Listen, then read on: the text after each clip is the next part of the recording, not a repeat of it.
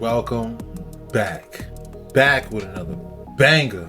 It's the React File, where we react to the creepiness, craziness, scariest TikToks. Shouldn't watch alone.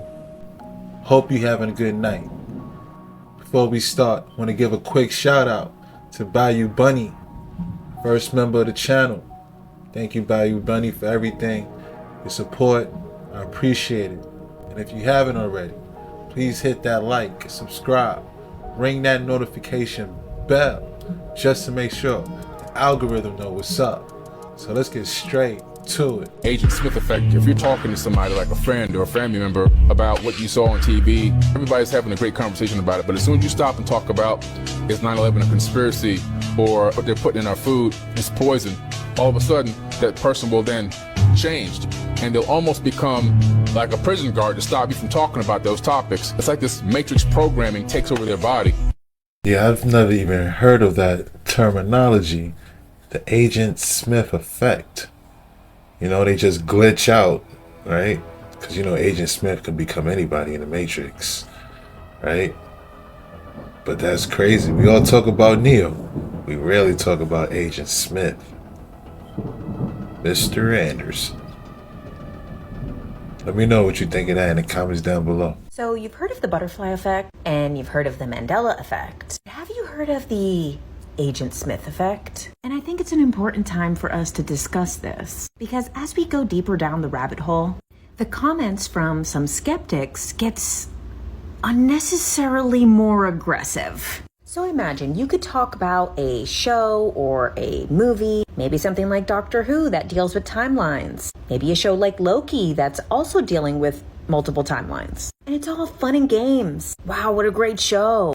What an amazing concept. But then the moment that you mention, it is possible that there's multiple timelines, and some of those timelines could have collapsed, and timelines could merge, and potentially people could mess with the timelines in the future that would affect us today. And then all of a sudden, they become glazed over and basically become a prison guard. And now the only thing that matters to them is stopping you from exploring that idea and upholding some type of social obligation to society in some weird way, not even based on their own ideas or opinions. So here we go. In the Matrix, Agent Smith has the ability to enter any body at any time. And that often happens when the Matrix is threatened by Neo. This is reflected in our real world. You mention a conspiracy, and there's Agent Smith to replace the person you were just talking to and to prevent you from threatening the Matrix. These people become guardians of the Matrix, become the enforcers of mind control,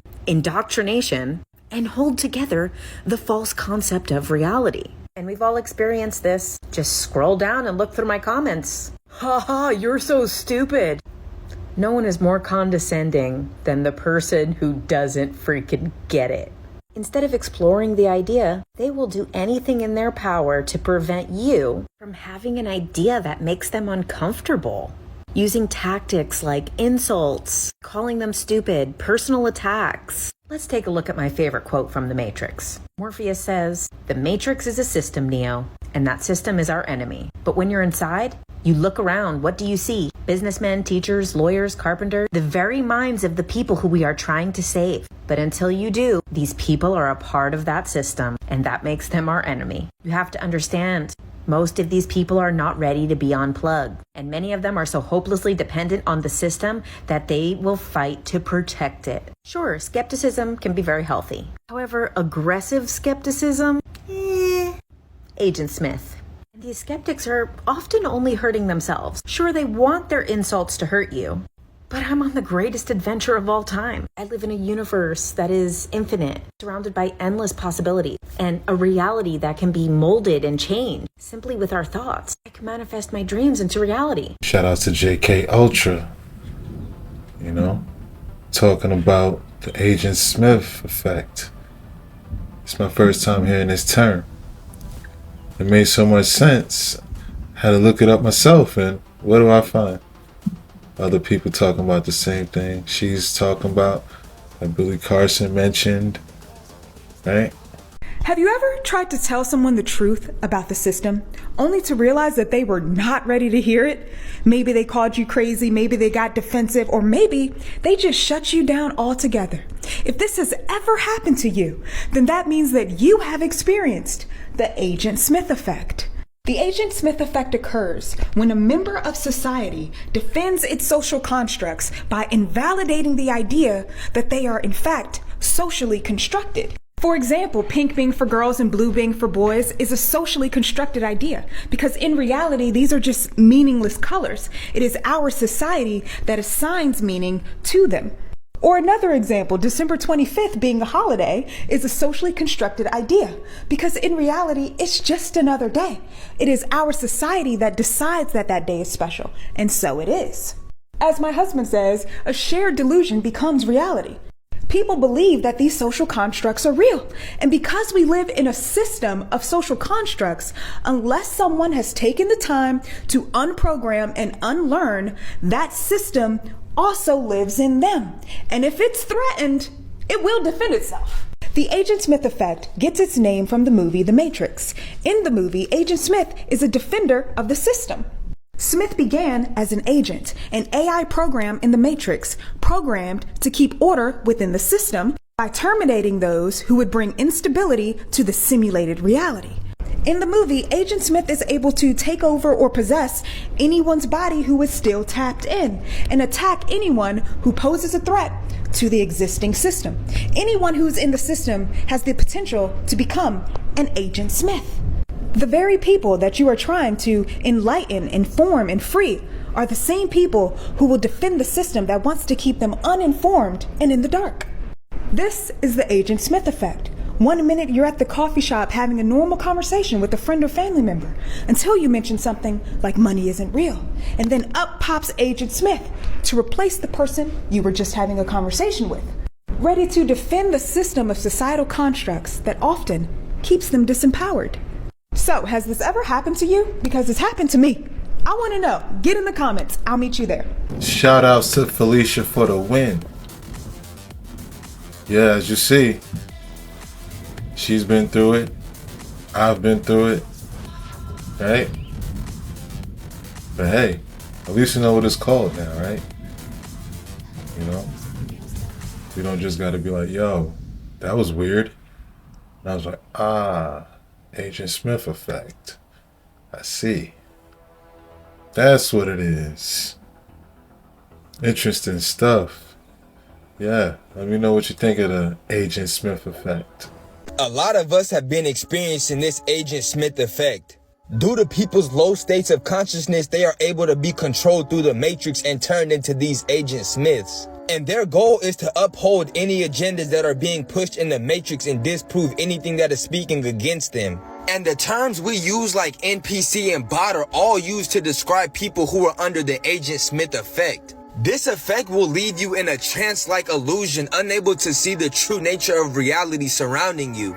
And it's only when you open your third eye that you will be able to perceive these Agent Smiths in real time. Many spiritual beings are surrounded by Agent Smiths, with it often being members of their family.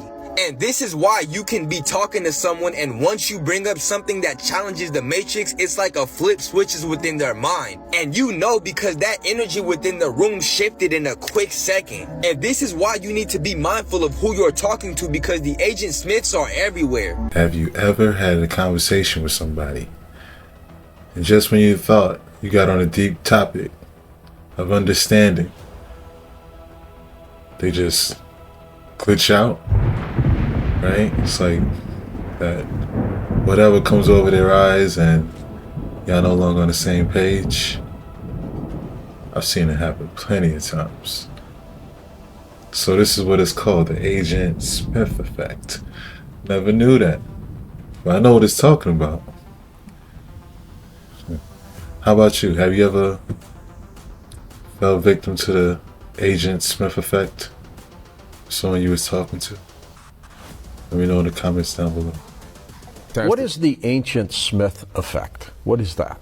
Well, you know, this is one of the things that has to do with the Dark Brothers and how they subconsciously get into your psyche. So they control the media, they control the news, they control what you eat, what you think, what you see, and everything else. Are they the deep state that we hear so much about? The deep state, they're the deep state. They're all these hidden figures behind the scenes pulling all the strings that nobody ever can really see who they are, but they're there. You know, there's 100 families running this entire planet, but there's still a handful of them that are at the top of that mini pyramid that are really making all the final decisions.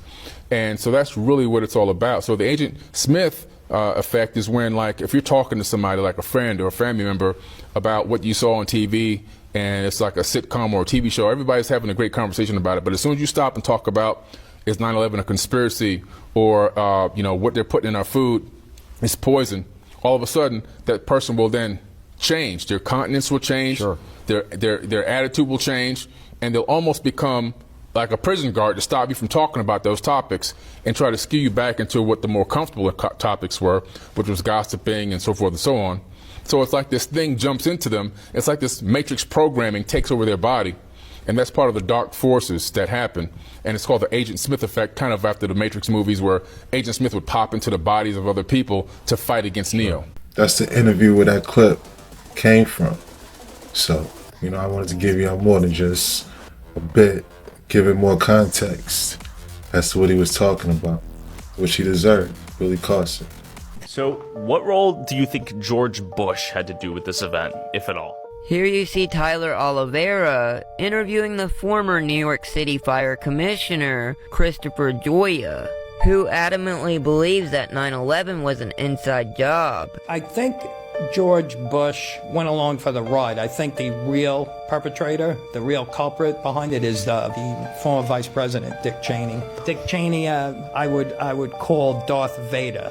Dick Cheney was in charge of everything. He took control of the military prior to and on that day, and he choreographed. The Pentagon, just so you viewers know, is the most heavily defended building in the world. The pilot who allegedly was piloting the plane that crashed into the Pentagon, his name was Hani Hanjour, and he, according to the 9/11 Commission, was the worst pilot out of the bunch. Now, they supposedly were training on Cessnas, so he went to this flight school, and he was such a poor pilot that the instructors wouldn't even certify him on flying a single-engine propeller plane. Yet, he is supposed to have taken this commercial jetliner and done some aerobatic maneuvers to bring it in almost ground level and go into the side of the Pentagon. So, at the time, it had an active surface-to-air missile defense, so they could shoot down incoming planes. There are more security cameras around the Pentagon, even back then. The FBI confiscated between 80 to 90 videos they have of what hit the Pentagon. They won't release it. Like I said, the more you investigate, the more you don't want to look at it. 9/11 is the biggest lie of our lifetimes. This video is all that's really out there.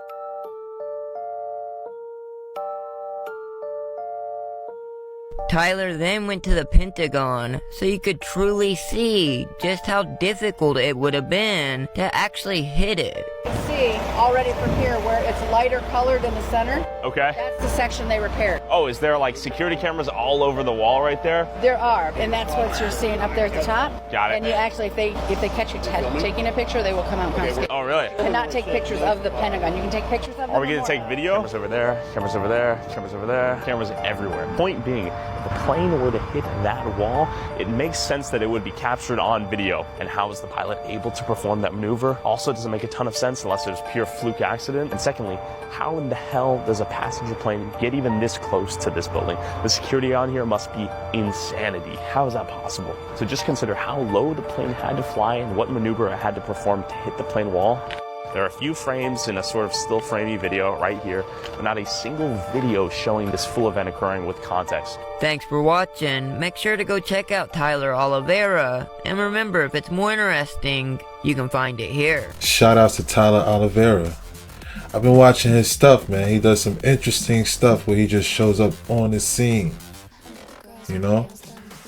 He's a great journalist, right? If you would really call it what it is. I think at this point he's more than just, you know, a YouTuber. But yeah, go support his channel, like, subscribe. But yeah, man, it makes you wonder. you know? The Simpsons predicted 9/11. Throw it away. Nothing good has ever come out of New York City. I don't want to go to New York City. Why not? New York is a hellhole. Oh, I'd love to see New York. We could all go with the bus company's special Super Sitter fare. $9? This one's on me. Like, what do you suppose Shredder's up to this time? Michelangelo, you heard April's message. He has been spotted on the roof of the World Trade Center. It's for sure he's not there for the view. Bad news, Master Splinter. Shredder is up to something, but he ran off before we could discover what. All we know is it had something to do with the Twin Towers. Come, my robot beast. I have a job for you. Destroy them!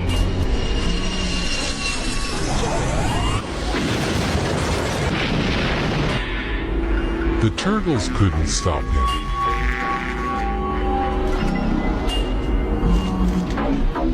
I know there was a reference in The Simpsons, but the Ninja Turtles? I'm trying to question, what was I watching back then? Like, whoa. That's crazy. That Shredder would even be up there. You know? You fast forward to now. Because that was the original series. Like, whoa. I think at that age, I didn't even know what that was, what that building was. Not at that age. You know, that's crazy. World Trade Center deal was super sketchy. Well, you see, just 2 months before 9/11, the World Trade Center was taken private by a man named Larry Silverstein, who ate breakfast on the 91st floor of the North Tower every morning except the day of the tragedy, citing an emergency hospital appointment. What's more fascinating is that he also took out an insurance plan on the entire building that just so happened to cover terrorism. When the dust settled, Larry was awarded a total of $4.5 billion. And even though it can't be proven that this could have been the largest insurance fraud in history, everyone's saying that. It definitely sounds super sketchy to me. But just imagine having breakfast on the 93rd floor every morning. And on that one day, you don't have breakfast. And you end up making $4.5 billion. Wow. Here's what's going on, Lloyd. We've talked to dozens of people, like I said. No problem. Most of them saw the plane. Your car on the road, on the side of the road, in this picture, was right here. No, it wasn't. Yeah, we got pictures of it. Here it is. My car is not there. No, we got pictures of it. No, my car was not there. It's not where it happened. Well, how did they get there then? I can't explain that. It's too big for me, man. It's a big thing. Man, you know, this is a world thing happening. I'm a small man. You know, right. My lifestyle's completely different from this. Right. I'm not supposed to be involved in this. This is for other people who have money and all this kind of stuff. This is their thing. This is their event. This is for them. Meaning they're doing it for their own reasons. That's right. I'm not supposed to be in it. But they used you, right? I'm in it. You're in it. Yeah, we came across the highway together. You and their event. That's right. But they must have planned that. It was planned. I don't know the credibility of this dude. This is for entertainment purposes only. But like they had him at you can't even say that was a hot mic. That was a hot cam. Whoever filmed that was hiding in the back seat. The film was rolling. That's crazy.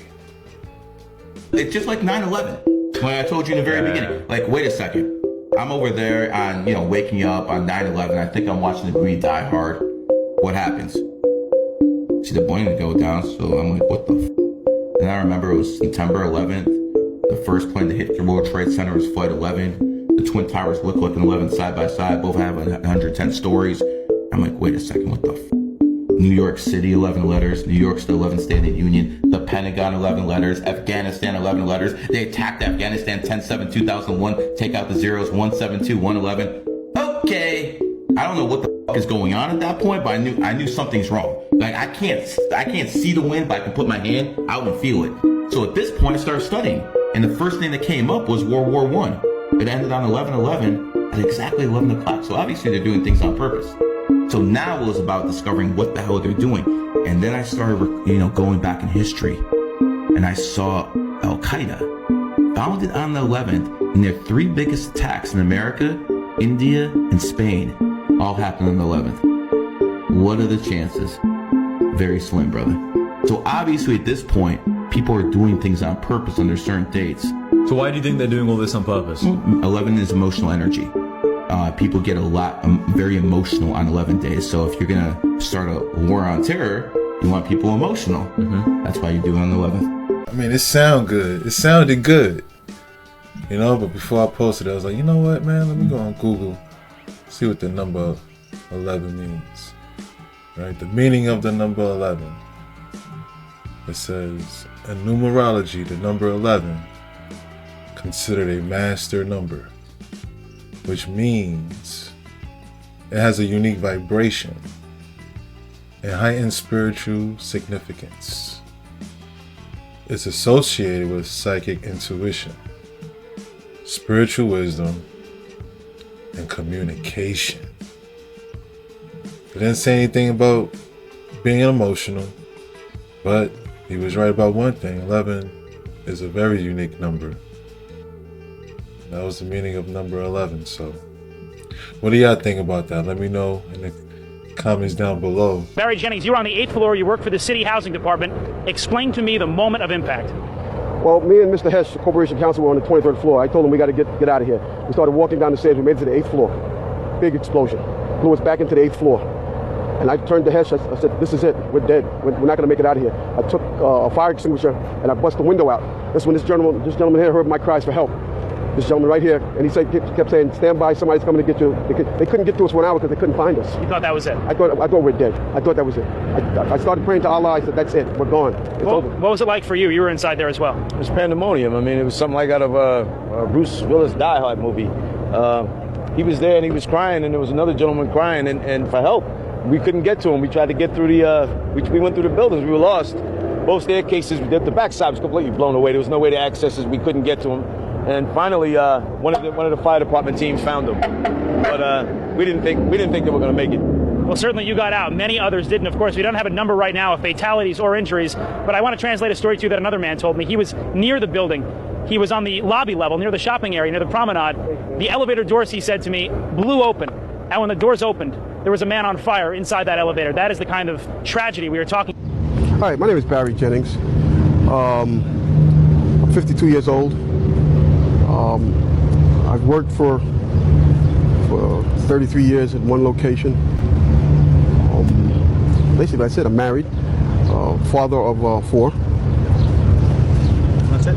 Why don't you tell people your experience from the very beginning of the day on September 11, 2001? All right, it was, as I told you guys before, it was very funny. I was on my way to work, and traffic was excellent. I received a call that a small Cessna had hit the World Trade Center, and I was asked to go and man the Office of Emergency Management at the World Trade Center 7 on the 23rd floor. As I arrived there were police all in the lobby. They showed me the way to the elevator. We got up to the 23rd floor. Me and Mr. Hess, who I didn't know was Mr. Hess at the time, we got to the 23rd floor. We couldn't get in. We had to go back down. Then security and police took us to the freight elevators, where they took us back up, and we did get in. Upon arriving into the OEM EOC, we noticed that everybody was gone. I saw coffee that was on the desk. Still, the smoke was still coming off the coffee. I saw half-eaten sandwiches, and only me, Mr. Hess, was up there. After I called several individuals, one individual told me that to leave and leave right away. Mr. Hess came running back in and said, we're the only ones up here, we got to get out of here. He found the stairwell. So we subsequently went to the stairwell and we're going down the stairs. When we reached the 8th or the 6th floor, the landing that we were standing on gave way. There was an explosion and the landing gave way. And I was left there hanging. I had to climb back up, and now I had to walk back up to the 8th floor. After getting to the 8th floor, everything was dark. It was dark and it was very, very hot. Very hot. I asked Mr. Hess to test the phones as I took a fire extinguisher and broke out the windows. Once I broke out the windows, I could see outside below me. I saw police cars on fire, buses on fire. I looked one way, the building was there. I looked the other way, it was gone. I was trapped in there for several hours. I was trapped in there when both buildings came down. The firefighters came. They came to the window, because I was going to come out on the fire hose. I didn't want to stay there any longer. It was too hot. I was going to come out on the fire hose. They came to the window. They started yelling, "Do not do that. It won't hold you." And then they ran away. See, I didn't know what was going on. That's when the first tower fell. That's when the first tower fell. That's when the first tower fell. That's when the first tower fell. When they started running, the first tower was coming down. I had no way of knowing that. Then I saw them come back. Now I saw them come back with more concern on their faces. And then they ran away again. The second tower fell. So as they turned and ran the second time, the guy said, "Don't worry, we'll be back for you." And they did come back. This time they came back with 10 firefighters. And they kept asking, "Where are you? We don't know where you are." I said, "I'm on the north side of the building," because when I was on the stairs, I saw the north side. Excuse me. All this time, I'm hearing all types of explosions. All this time, I'm hearing explosions. And I'm thinking that maybe it's the buses around me that were on fire, the cars are on fire. I don't see no, but I'm still hearing these explosions. When they finally got to us, and they took us down to what they called the lobby, because I asked them, I said, when we got down there, I said, "Where are we?" He said, "This was the lobby." And I said, "You got to be kidding me." It was total ruins. Total ruins. Now keep in mind, when I came in there, the lobby had nice escalators. It was a huge lobby. And for me to see what I saw was unbelievable. And the firefighter that took us down kept saying, "Do not look down." And I kept saying why. He said, "Do not look down." And we were stepping over people. And you can feel when you're stepping over people. They took us out through a hole that I don't know who made this hole in this wall. That's how they got us out. They took us out through a hole, through the wall, to safety. As they were taking me out, one firefighter had fallen. I believe he was having a heart attack. But before that, this big giant police officer came to me. And he says, "You have to run." I said, "I can't run. My knees are swollen." He said, "You'll have to get on your knees and crawl in." He said, "Because we have reports of more explosions." And that's when I started crawling. And I saw this guy fall behind me. And his comrades came to his aid. They dragged him to safety. I was looking for an ambulance for my knees. And at that time, they told me, "We got to walk 20 blocks to refuge." Before I got there, Eyewitness News grabbed me and started interviewing me. And that's basically it. Now, real quick, I'd like, if possible, for you to elaborate on. Now, you originally said on ABC 7 that you got to the 8th floor, and that's when the explosion was, and that's what blew you off. And there you said you got down to the 6th floor. Well, it was the 8th floor we got back into. Okay. The 6th floor is when we got down to. Okay, so you made it all the way down from the 23rd floor to the 6th floor.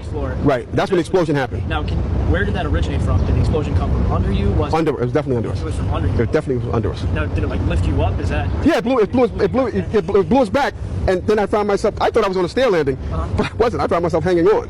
So you want me to go into that? If you could. Yeah, sure. It's black. You can see anything. Right. If you could please elaborate on that. Sure. Just quickly. Okay. When I made it to the 6th floor, and there was an explosion. The explosion was beneath me. Keep in mind now, it's pitch black in there. All the lights went out. Yeah. So when the explosion happened, it blew us back. I'm thinking I'm standing on the landing. I'm actually holding on to a pole above us. Really? And I had to climb back up because Hess is yelling, "What do we do now?" I said, "There's only one thing we can do, and it's go back up." So that's when we went back up to the 8th floor, and I busted out that window. My other question was going to be, you said that you'd worked in the Office of Emergency Management since its inception in '99. Could you just tell people what the OEM was and your experiences with it, like how often you would be there, what the job of the OEM was? Okay. Excellent. When the Office of Emergency Management did an activation, they always included our locale. And what they did was monitor the emergency. They actually coordinated the emergency through several agencies, and that's what we did. I was there as part of one of my agencies, which I can't name. Of course. And we would sit there and we would do sit reports. We would get updates as far as the emergency that was on hand, and that's simply what we would do. Every agency that was involved in that emergency was there. Okay. And that was a man 24 hours, I've heard? When the activation, only when there was an emergency activation was that man 24 hours. OEM was man 24 hours without the activation. When they opened up the the EOC, that was activated for as long as the emergency was going on. Once the emergency was subsided, then they would, you know, they would stand down. Okay. My other question was, they had a drill in preparations called Tripod. Did you know anything about Tripod that was down at the pier at all? Yes, I was part of that. You were part of Tripod. Yes. Discuss that at all? Yeah. Can you discuss any aspects of Tripod? Well, the only thing I remember is Tripod was we did a drill, which was supposed to be a man-made disaster, a terrorist attack, and it was supposed to be some kind of chemical. And all they did was drill. They went through the whole steps. What you would do here, if you'd come here, how you would, you know, they went through the whole thing. And we were just we were just viewing it. We were just part of the viewers. Okay. That was it. We wasn't part of the actual, we would just view the individuals. Monitoring the results of the action. And from media reports, we've heard that it was supposed to take place on the 12th, but preparations were before that. In other words, throughout the week, they've been manning the separate stations. Do you know when it was actually, like, in progress? Because you said you'd been part of it and seen it. So obviously there was something going on before the 12th. Like, did you observe this in, like, the 10th, the 11th, like, right prior to 9/11? No. No, this was after? Yes, our participation was after. Was after 9/11? Yes. Okay. Yes. Then can you just give us permission to use it? Say louder than words can use this footage. Yes, you can use this footage. All right. But real quick, I'd like you to elaborate on a few things. Sure. Yeah, rest in peace, Barry Jennings. At that time, he was a survivor from the tragedy. But that's crazy, man, how he said he had to pull himself up. It blew him back. I know that took a lot of strength. Like, man, that's an incredible story. You know? Once again, they go to news nostalgia. I mean, 2001, the footage they was using is like, wow, that's what we use now. So it's like, whoa, very nostalgic to see that kind of film grade being used. But yeah, what a story from Barry Jennings. Have begun a major investigation into whether someone or many people benefited financially from the evil done to the country last Tuesday. Not long before the attacks occurred, there were some financial transactions in the stock market that may indicate knowledge of the attack before it began. ABC's Antonio Mora is here. Whether they ever get to, if they ever get to the bottom of it, it will be astonishing. Astonishing, no question, Peter. What many Wall Street analysts believe is that the terrorists made bets that a number of stocks would see their prices fall. They did so by buying what are called puts. If you bet right, the rewards can be huge. The risks are also huge, unless, of course, you know something bad is going to happen to the company you're betting against. This could very well be insider trading at the worst, most horrific, most evil use you've ever seen in your entire life. One example, United Airlines. The Thursday before the attack, more than 2,000 contracts betting that the stock would go down were purchased. 90 times more in one day than in 3 weeks. When the markets reopened, United stock dropped. The price of the contracts soared, and someone may have made a lot of money fast. $180,000 turns into $2.4 million when that plane hits the World Trade Center. It's almost the same story with American Airlines. That's a five-fold increase in the value of what was a $337,000 trade on Monday. All of a sudden becomes what? $1.8 million. And there's much more, including an extraordinarily high number of bets against Morgan Stanley and Marsh & McLennan, two of the World Trade Center's biggest tenants.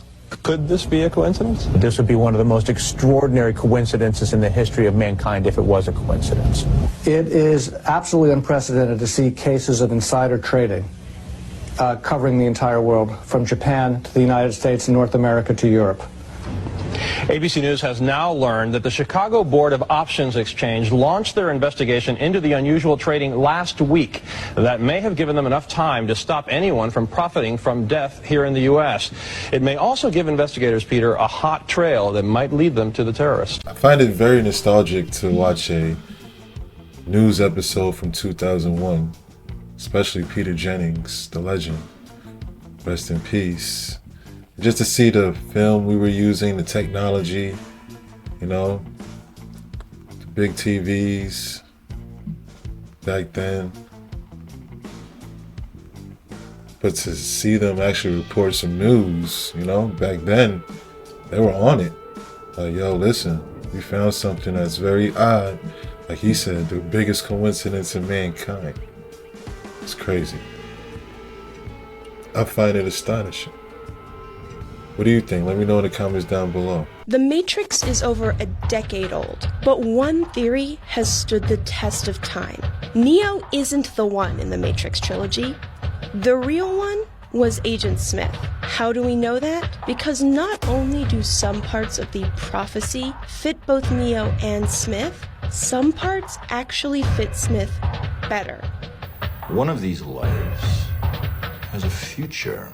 In the first film, the Oracle describes the One as a man born inside the Matrix. In The Matrix Reloaded, we learned from the architect that the job of the One is to return to the source and reload the Matrix. Which means Neo can't possibly be the One. He wasn't actually born inside the Matrix. He was born inside an incubator where humans are grown as a fuel for the machines. Smith, on the other hand, was born inside the Matrix, and he, like Neo, had the ability to change anything there he wanted. But that's not all. For instance, the Oracle never tells Neo he's the One, and he knows he's not. I'm not the one. Sorry, kid. By the final movie, it's even clearer. When Agent Smith finally meets the Oracle, You are a bastard.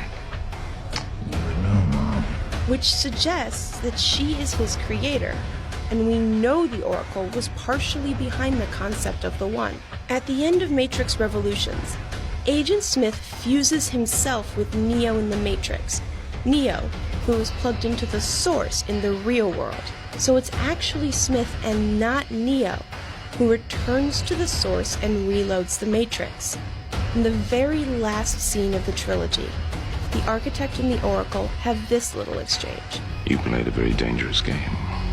Change always is. All of which implies that the Oracle tricked everyone into believing that Neo was the One, so that he could bring the source to Agent Smith, forcing the reload that they needed. Neo wasn't the One at all.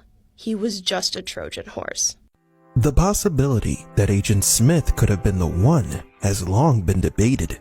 The savior who was born in the Matrix and who is capable of modifying the simulation. This idea has been circulating around the internet for many years. We know that the truth behind the prophecy of the One is that it is another system of control, a lie created by the machines. So that truth automatically kills the possibility of Smith being the One, right? Maybe not. Maybe there is still a way in which the agent could have been the One. Welcome to Matrix Explained.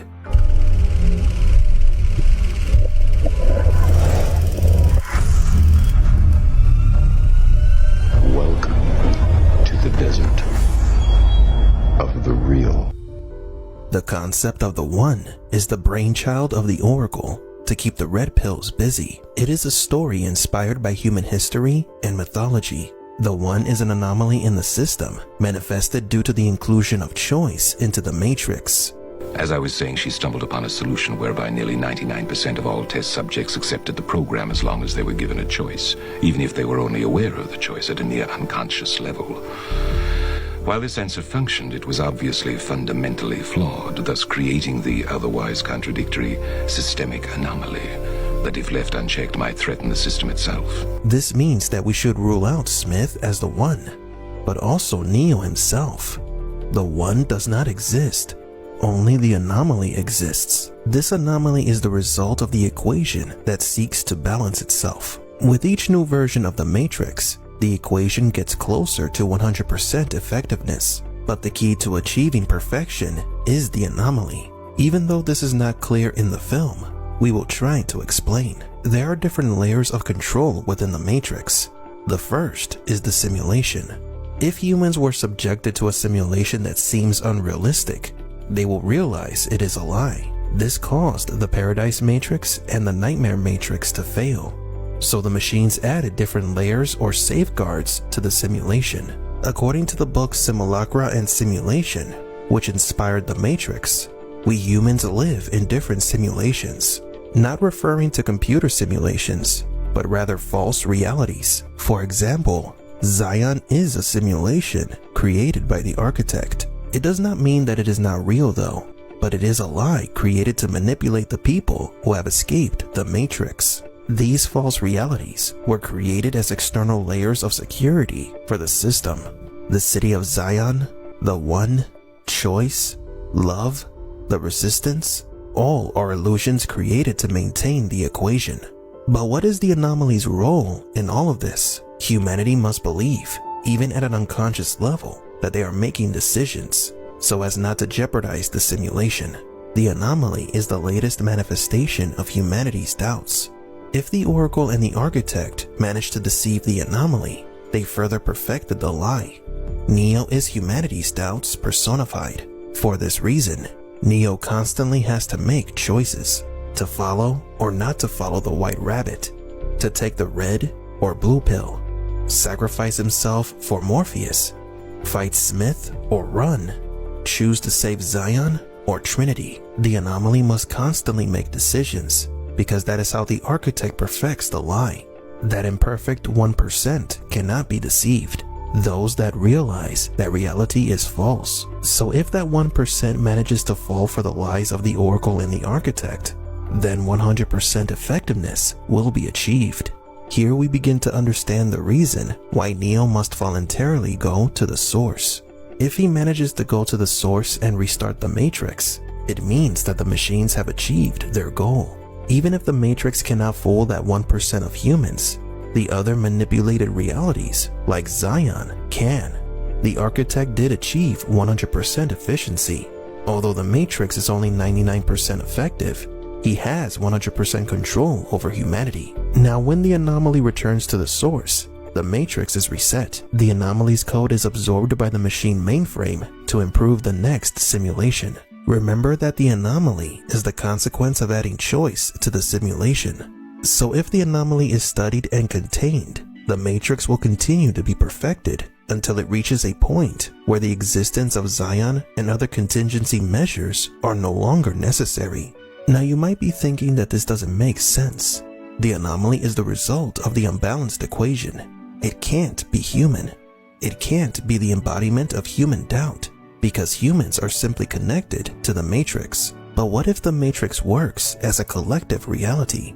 What if the machines aren't using humans as batteries, but as processors? This was the original idea of the Wachowskis, but it was changed due to the producers claiming that it was too complicated for the viewers to understand. But what if it's true? If the Matrix uses humans as processors to run the simulation, this would explain the emergence of the anomaly. Humans collectively make decisions, begin to doubt reality, and eventually, all these doubts and choices would create the anomaly. It is the result of human processing of the Matrix. This would also explain how humans can manipulate the Matrix, acquiring superpowers in the simulation, like flying, simply by believing it never made sense. Logically, if the human brain is used as a processor, then all humans connected to the Matrix would affect the simulation. The reality of the Matrix would be molded by these individuals. As the Spoon Boy once said, there is no spoon. There is no objective reality inside the simulation, but rather, each person creates their own reality. This means that the Matrix is born from humans. The anomaly would then be the enlightened human who manages to use his mind to change the Matrix and carry all human doubts and choices with him. With this in mind, we can better understand why the anomaly must return to the source. The Matrix is not only a prison created for humans, but is also created collectively by human processing and must always be optimized. But what does any of this have to do with Smith and his role as the One? We've already established that the One is a myth created by the machines, and that the anomaly is the result of the implementation of choice in the Matrix. But there is still a piece of the puzzle that is missing. What happens to the anomaly's code once it is absorbed by the Matrix? We know it is used to improve the simulation, but what happens afterwards? Is it disposed of? If the code is reinserted into the Matrix to improve it, it could become a simulation program. Smith could be the previous anomaly or One. that Morpheus talked about. This way, each new simulation would use the previous anomaly as part of its program. This would explain why Smith wanted so desperately to escape the Matrix, how he acts so differently from the other agents, and how he wished to destroy the Matrix and humanity. He wanted to break the cycle of which he was a part of. Yeah, that's my first time hearing about that theory that Agent Smith is the one. Now, I feel like I've been watching the movie wrong all this time. It's one of my favorite movies. I always thought Neo was the one. You know? But it makes a lot of sense. It makes a lot of sense though. Because even the Oracle told Neo he wasn't the one. Neo even said, I'm not the one, am I? That doubt, right? And then when Agent Smith went and seen the Oracle, man, makes me love the movie even more. I gotta go back and watch it now. Now I got a whole different lens when I watch this trilogy plus one, right? It's crazy. Let me know what you think about it. What do you think of Agent Smith being the one in that theory? The machines always just wanted to find a sense of harmony and balance for humans so that we would accept living inside of a matrix. That's why you have the matrix where everyone lives, and then you have the outer layers, which you're still in the matrix. You just are then fighting, thinking that you're free, but you never have actually escaped. And this whole idea of the one is just a program so that it placates those who would want to fight. Now, because this simulation, the Matrix, wants to find balance, they introduce Smith. Smith is the antithesis to Neo. And I do think that the machines always planned this, that Smith was supposed to be the antithesis of the one. But I think that as simulations run, sometimes things happen that the person who programmed them did not intend to happen. In the film, the architect tells Neo that he's just one in a generation of Neos, and that he's a new version of Neo that's going to make different decisions. But all this really does is it pushes the boundaries of the Matrix, because the machines understand that humans are constantly growing and evolving. So the Matrix has to constantly grow and evolve with their needs as well. And Neo essentially is expanding the boundaries of the Matrix. But this expansion also triggers the opposite. So you have Smith, which wants to destroy the whole system. And this is an idea we see over and over, that systems try to balance themselves out. So when you have one extreme, you get the opposite extreme. This is true with superheroes as well. The fact that Batman exists is why all of the other supervillains exist. And we even see in the Christopher Nolan movies, he looks at this. So do the criminals that he's fighting. And soon you see petty criminals having to bring an arsenal with them, and then they're no longer being able to be taken down by the police, and then you have to have Batman, who has to keep getting more and more equipment. And the fact that Batman goes around and beats up on people who are committing crimes instead of using his wealth to actually fix the problems in the city that he probably helped cause, that's why you have characters like the Joker pop up. And Smith is no different. But ultimately, Smith and Neo both serve their purpose, which is to expand the Matrix, so that humans don't realize that they are not free. Shout outs to Jacob Decio. Yeah, he broke it down good. I mean, he got a great grip on the whole subject. This is my first time hearing of this, you know. But I get what he's saying with Batman and the Joker. You know, they can't exist one without the other. Same with Neo and Mr. Smith. I think I just had the whole take on the Matrix flipped. Right? Which I think a lot of us did. I think that's why it's such a rabbit hole. Gotta follow the white rabbit. You want to get to this mythical, magical place called heaven based off of one book. And in your brain, that one book has everything in it you need. And it's all accurate. Don't even question it. If you question it, you're going to go to hell. That's what they tell you. Well, I'm here to tell you that's not accurate. Take the fear.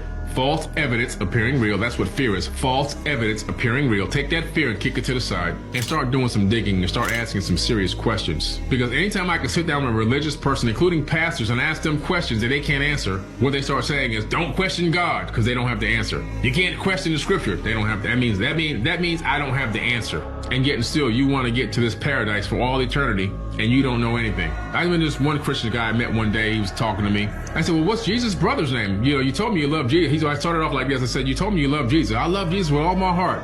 That's all I focus on. I said, really? I said, how many years? The guy says over 20 years he'd been a Christian. I said, well, what's Jesus' brother's name? He didn't know the answer. I love my fiance. If you ask me what her brother's name is, I'm gonna tell you his name. I know his name. How are you gonna love somebody so much that you're relying on this entity for eternity and you don't know the name of this guy's brother? You see an Anunnaki god, you call him a god with a lowercase g, it ain't the God. Okay, we know God is a god for real, but that ain't the God. They call him a god because these people didn't understand. These people had advanced technology. He's sitting on this box. This box has a symbol for magnetism on it. Okay, and this ancient Sumerian tablet. And then, so he's sitting here with this box. There's this tripod thing up in the air, and it's got this disc. Underneath the disc is a gigantic stone table, and as human beings, you can tell they're human because their height compared to this guy, they're tiny. And a human is picking it up with one hand. That disc is a cymatic frequency. You can perfectly match. I found the exact frequency, and I have a video on that frequency, which creates that exact same cymatic pattern. And so that cymatic pattern and magnetism in some way reduce the weight of that gigantic stone table, allowing an average normal human being to pick it up with one hand. I'm gonna send you this image. Pretty interesting stuff. So when you now say, well, how do they do all this? Cymatic frequencies and magnetism, electromagnetism and cymatic frequencies, in some way together, they combine those two things to reduce the weight. They didn't make them completely weightless, but they significantly reduced the weight of a lot of the stones. The second thing is, Thoth gives away something else in the emerald tablets. He utilizes cymatic frequencies and photons to manifest solid matter. Now that sounds crazy in ancient tablets, but guess what happened 2 years ago in a laboratory in the world we live in right now? Scientists got together and they combined cymatic frequencies and photons, and for the first time ever created solid matter. That's in physics.org. Wow. So where did that happen? That happened, I believe it was in the UK. Okay. Yeah, and I'll give you the link to all this stuff. So pretty interesting, right? Cymatic frequencies, you know, which is believed to have, you know, made it easier to move the stones. You know, that's crazy. I could see something like that. You know, maybe understanding photons, like, whoa. Sound like some Iron Man shit. Yeah, there's some good stuff, man. Magnetism. That's what it was. Right? Hey, yo. Okay, I can see that. Right? Interesting. This is real interesting stuff. And he had the links to back him up. He said physics.org. So, if you know where to check it out, go check it out. Let me know what you find in the comments down below. And to me, religion, my idea of religion is this. I think that if you, I learned this in jail, because I talked to every God there was in jail. I think that if you take one of the O's out of good, it's God. If you add a D to evil, it's the devil. I think some cool motherfuckers sat down a long time ago and said, let's figure out a way that we can control motherfuckers. And that's what they came up with, is the Bible. Because if the guy wrote the Bible, I'm sure it would have been a revised copy by now. You know what I mean? Because a lot of shit has changed. And I've been looking for this revised copy, and I don't see it. I still see that same old copy that they had from then. And I'm not disrespecting anybody's religion. Please forgive me if it comes off like that. I'm just stating my opinion. I feel like we get crucified. I mean, the Bible was telling us all these people did this because they suffered this much. That's what makes them special people. Right. I got shot 5 times. 1, 2, 3, 4, 5. You know what I mean? And I got crucified to the media. You know what I mean? And I walked through with the thorns on, and I had shit thrown on me, and I had the thief at the top. I told that nigga I'll be back for you. You know what I mean? And trust me, this not supposed to be going down. I'll be back. So I'm not saying I'm Jesus, but I'm saying that we go through that type of thing every day. We don't part the Red Sea, but we walk through the hood without getting shot. You know what I mean? We don't turn water to wine, but we turn motherfucking dope fiends and dope heads into profitable, productive citizens into society. You know what I mean? We turn money. We turn words into money. You know what I mean? What greater gift can there be? So I believe God blesses us. I believe God blesses those that hustle, those that use their mind, and those that overall are righteous. I believe that your karma, everything that you do bad comes back to you. So anything that I'm doing that's bad, I'm going to have to suffer for. But in my heart, I think what I'm doing is right. You know what I mean? So I feel like I'm going to heaven. You know what I mean? And I think heaven is just when you sleep with a good conscience. dreams. You don't have nightmares. And hell is when you sleep, the last thing you see is all the fucked up things you did in your life. And you see it over and over again. Because you don't burn. Because if that's the case, it's hell on earth. Because bullets burn. You know what I mean? It's people that got burnt in fires. That means they went to hell already. You know what I mean? All that is here. So what else? What do you got there that we ain't seen here? What, you gonna walk around aimlessly, the zombie? Nigga, that's here. You ain't been on the streets lately? You know what I mean? What heaven is now. Look, we sitting up here, live big screen. It's heaven for the moment. You know what I mean? Hell is jail. I seen that one. Trust me, this is what's real. And all that other shit is to control you. If the churches took half the money that they was making and gave it back to the community, we'd be alright. If they take half the buildings that they use to praise God and gave it to motherfuckers who need God, we'd be alright. We be alright. Have you seen some of these goddamn churches lately? It's ones that take up the whole block in New York. It's homeless people out here. Why ain't God letting them stay there? Why these niggas got gold ceilings and shit? Why God need gold ceilings to talk to me? Why do God need colored windows to talk to me? Why God can't come where I'm at, where he sent me? If God wanted to talk to me in a pretty spot like that, why the hell he sent me here then? You know what I mean? That make ghetto kids not believe in God. Why? So that's a wrong religion. I believe in God. I believe God put us wherever we want to be at. Then it makes sense that God will put us in the ghetto. That means he wants us to work hard to get up out of here. That means he's testing us even more. That makes sense. And that's a wrap. I hope you enjoyed tonight's rabbit hole. And if you haven't already, smash that like, subscribe, ring that notification bell, just to make sure the algorithm knows what's up. So what we gonna do, y'all? That's right. Run these numbers up. Thanks again. Until next time.